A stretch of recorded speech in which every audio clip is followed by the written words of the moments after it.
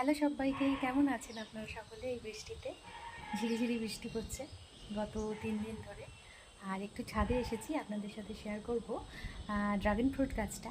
এই বছর না প্রচুর কুড়ি এসেছিল, কিন্তু জানি না কেন পিঁপড়েদের জন্য, মানে পিঁপড়ে ধরে গেছিলো এবং কুড়িগুলো প্রায় নষ্ট হয়ে গেছে। তবে 3টে এখনও ঠিকঠাক আছে, তো সেটাই আপনাদের সাথে শেয়ার করব। আর প্রচুর হাওয়া ছাদে আজকে, তো ওয়েদারটাও বেশ ভালো, তাই ছাদে এলাম। তো চলুন আপনাদের সাথে আমার ড্রাগন ফ্রুট গাছটা ওইদিকে আছে, সেটা একবার দেখাই। বৃষ্টি পড়ছে, চেষ্টা করছি দেখাবার।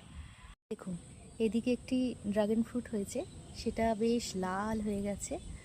আর এইখানে একটি, আর ওইদিকে আরেকটি। আর বাকিগুলো সব নষ্ট হয়ে গেছে, কেন জানি না। তো যাই হোক, ভাবলাম আপনাদের দেখাই যে একটি ড্রাগন ফ্রুট ভীষণ লাল হয়ে গেছে টকটকে, তো আপনাদের সাথে সেটাই শেয়ার করলাম। আর এখানেও গাছের ফুলগুলো বৃষ্টির জন্য সব ঝরে পড়ে গেছে।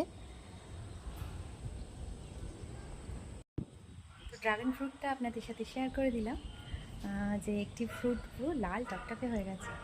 সকলে খুব ভালো থাকবেন, সুস্থ থাকবেন। আজকের মতো এই ছোট্ট একটি ব্লগ আপনাদের সাথে শেয়ার করলাম।